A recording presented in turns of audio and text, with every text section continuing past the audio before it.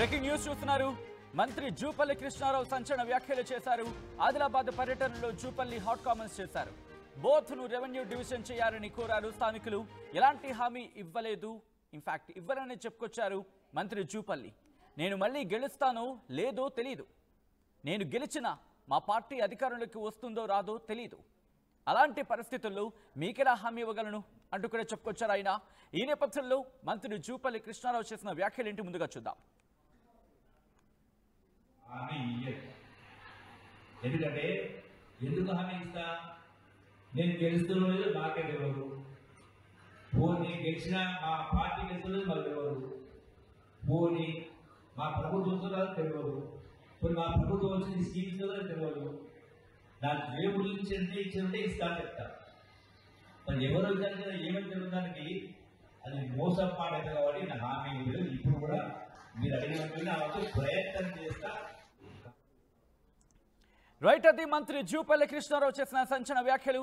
ఆదిలాబాద్ పర్యటనలో భాగంగా జూపల్లి ఇటువంటి హాట్ కామెంట్స్ చేశారు.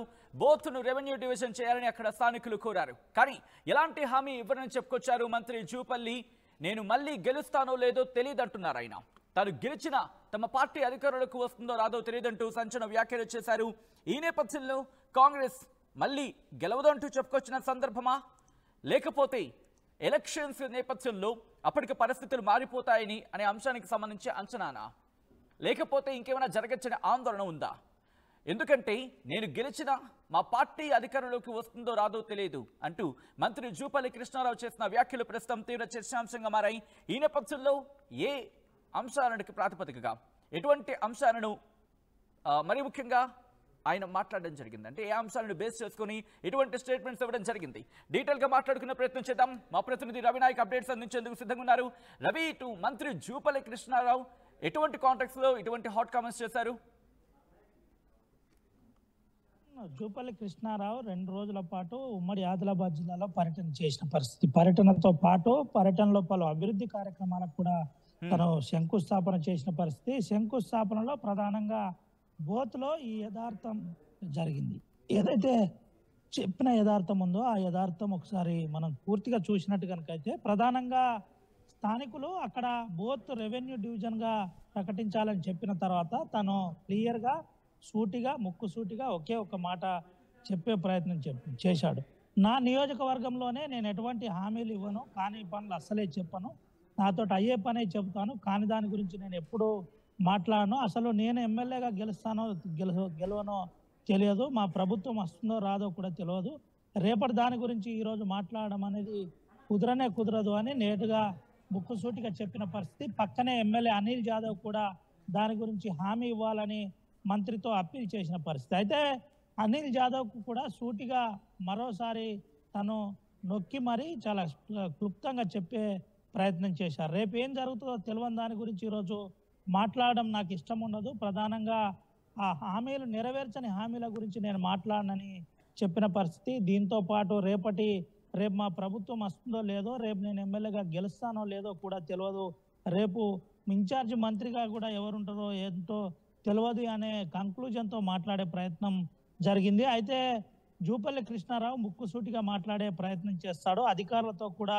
సూటిగా మాట్లాడే ప్రయత్నం చేస్తారు. ఉన్న విషయాన్ని చాలా క్లుప్తంగా జరిగేది ఉంటేనే చెప్పండి, ఎవరన్నా మధ్యలో కనుక క్వశ్చన్ రేజ్ చేసే ప్రయత్నం చేసి ఎవరైనా ఏదైనా సందేహాలు అడిగితే రివ్యూ మీటింగ్లో కూడా జూపల్లి కృష్ణారావు సూటిగా చెప్పే ప్రయత్నం జిల్లా కలెక్టర్లతో పాటు జిల్లా ఎస్పీలకు కూడా అధికారులకు కూడా అయ్యేదైతేనే చెప్పండి, దాని గురించి మాట్లాడొద్దు, ఆ అక్కడికి రాని హామీల గురించి మనం మాట్లాడొద్దని జూపల్లి కృష్ణారావు సూటిగా చెప్పే ప్రయత్నం అయితే చేస్తారు. అయితే దీంట్లో ఏదైతే తను చెప్పిన దాంట్లో ఇదంతా కూడా యాక్సిడెంటల్గానే జరిగిందని ప్రధానంగా అక్కడ ఉన్న ప్రత్యక్షంగా చెబుతున్న పరిస్థితి. దీంతో పాటు ఇతరత్ర కారణాలు ఏదైనా జూపల్లి కృష్ణారావు అనుభవజ్ఞుడు, వాస్తవాలు తెలిసిన వ్యక్తిగా ప్రజల్లో ఏదైనా రెస్పాన్స్ అనే అంశం మీద మాట్లాడారా, లేదంటే తన మనసులో ఏదైనా ఉందా లేదా అనే కోణం అయితే మనం చెప్పలేం, కానీ ఓవరాల్ అంశం మాత్రం ఇది జరిగింది. సచిన్,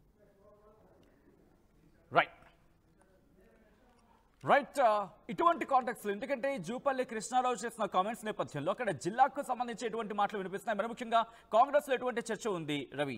ఎందుకంటే కాంగ్రెస్ వస్తుందో రాదో అన్న ఆ రకంలో మాట్లాడిన పరిస్థితుల్లో దీన్ని ఇటు బీఆర్ఎస్ అడ్వాంటేజ్ తీసుకునే అవకాశం ఉంటుంది, బీఆర్ఎస్ అడ్వాంటేజ్ తీసుకొని ఇటు మళ్ళీ విమర్శనాస్త్రాలు సంధించే అవకాశం ఉంటుంది. సో ఈ నేపథ్యంలో కాంగ్రెస్ వెర్షన్ ఏంటి అక్కడ?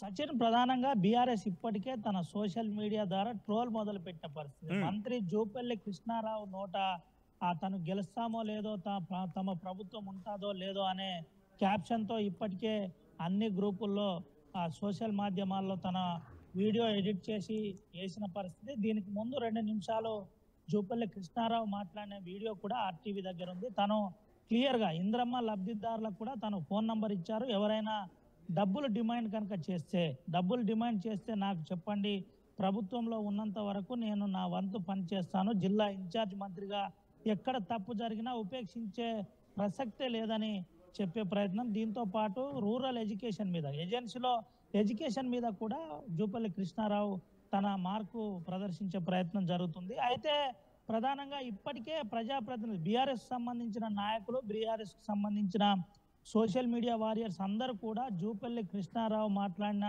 30 మినిట్స్ వీడియోను ఉమ్మడి ఆదిలాబాద్ జిల్లా వ్యాప్తంగా వైరల్ చేస్తున్న పరిస్థితి కనబడుతుంది. అంటే మంత్రి స్థాయి వ్యక్తే మేము ఉంటామో లేదో, మేము గెలుస్తామో లేదో, మా ప్రభుత్వం ఉంటుందో లేదో అనే చెప్పే ప్రయత్నం చేశారంటే ఇక కాంగ్రెస్ పని అయిపోయింది, అందరూ ఆలోచించాలి, స్థానిక ఎన్నికల అంశంలో ఆలోచించాలని ఆ కంక్లూజన్ లో చెప్పే ప్రయత్నం చేస్తున్నారు. ఓవరాల్ అంశం చూసినట్టు కనుకైతే ఇదంతా కూడా బోతు నుంచే కొనసాగుతున్నట్టయితే తెలిసింది. ప్రధానంగా జూపల్లి కృష్ణారావు లాస్ట్ ఎడిట్ చేసి 30 సెకండ్ల వీడియో ఇప్పుడు ఉమ్మడి ఆదిలాబాద్ జిల్లా వ్యాప్తంగా వైరల్ అవుతున్న పరిస్థితి అయితే కనబడుతుంది. అంటే ఎందుకు గెలవను, లేకపోతే గెలవలేను, లేకపోతే ఇటువంటి కామెంట్స్ చేశారు ఆయన?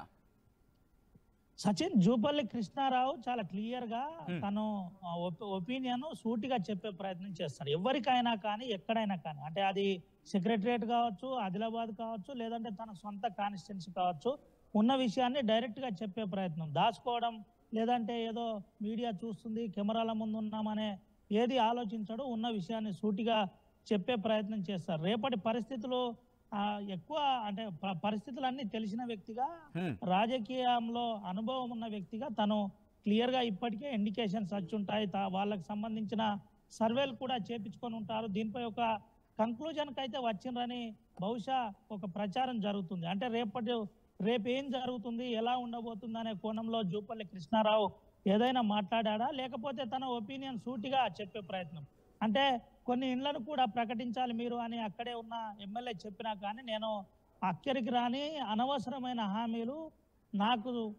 నేను చెప్పేదానికంటే మించి హామీలు మీకు ఇవ్వలేను అని సూటిగా ఎమ్మెల్యే కూడా చెప్పిన పరిస్థితి. ఇలా ఉమ్మడి ఆదిలాబాద్ జిల్లా వ్యాప్తంగా కూడా ఇదే పరిస్థితి. ఎవరు అడిగినా కూడా అయిన దాని గురించి మాట్లాడండి, కాని దాని గురించి మీరు ఎవరు మాట్లాడద్దు, ఉన్న విషయాన్ని సూటిగా చెప్పాలనే ప్రయత్నం చేశారంటే మనకు తెలిసింది. అయితే ఇదే కోణంలో మనం ఇంకో ఎగ్జాంపుల్ కూడా చెప్పుకోవచ్చు. 49 జీవో అంశంలో కూడా అధికారులపై నేరుగా ఫారెస్ట్ సెక్రటరీపై కూడా జూపల్లి కృష్ణారావు ఫైల్ ఎత్తేసి మరి సూటిగా దీన్ని కంప్లీట్, దీనివల్ల ప్రజలకు నష్టం జరుగుతుంది, మీరు వెంటనే చేయాలి, లేకపోతే కుదరదు, దీనివల్ల నష్టం జరుగుతుందని నొక్కి ఒక ఐఏఎస్ అధికారిని సూటిగా తను ఫైల్ ఎత్తేసినట్టయితే జోరుగా ప్రచారం సాగింది. ఇదే అంశంలో ఇదే సబ్జెక్టు ప్రకారం అంటే ఏడ చూసినా జూపల్లి కృష్ణారావు వచ్చినప్పటి నుంచి ఆదిలాబాద్ జిల్లాలో గ్రూపులో ఉన్న వారికి కూడా చాలా క్లియర్గా చెప్తున్నారు, కలిసిపోతేనే మంచిది, లేకుంటే మాత్రం నేను నా పని నేను చేస్తాను, తర్వాత నాకు ఎవరు చెప్పొద్దనే ప్రయత్నం. ఏ లీడర్ల దగ్గరికి నేరుగా జూపల్లి కృష్ణారావు వాళ్ళ ఇంటికి వెళ్ళి బస చేయడం, భోజనం చేయడం చేయకుండా నేరుగా నిన్న ఐడోఓసిలో, అంతకుముందు హాస్టల్లో ఇలా తన మార్కు ప్రదర్శించే ప్రయత్నం అయితే ఉమ్మడి ఆదిలాబాద్ జిల్లాలో కొనసాగుతుంది. ఓవరాల్ గా జూపల్లి కృష్ణారావు మంత్రి స్థాయి వ్యక్తే, అనుభవం ఉన్న మంత్రి స్థాయి వ్యక్తే ఈ విధంగా మాట్లాడాడంటే అసలు ఎందుకు ఇలా మాట్లాడవలసి వచ్చిందనే కోణంలో కూడా కొంత మేధావుల్లో చర్చ జరుగుతున్న పరిస్థితి, రాజకీయ నాయకుల్లో కూడా చర్చ జరుగుతున్న పరిస్థితి కనబడుతుంది. ఓవరాల్ అంశం చూసినట్టు కనుకైతే జూపల్లి కృష్ణారావు తను